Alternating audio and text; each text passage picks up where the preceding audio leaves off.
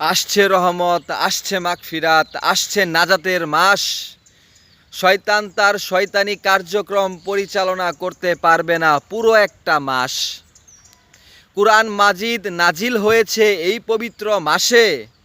কবরের আযাব বন্ধ হয়ে যায় এই মাস আসলেই। এই মাসের শেষ 10 দিন এমন এক রাত আছে, যেই রাত পাওয়াটা বড় ভাগ্যের ব্যাপার। যে এই রাত পেয়ে যদি কেউ করতে পারে ইবাদত, আল্লাহ তাকে দেবে 1000 বছরের চেয়ে উত্তম সওয়াব। পবিত্র মাহে রমজানকে উপলক্ষ করে আমার এই ছোট্ট প্রয়াস।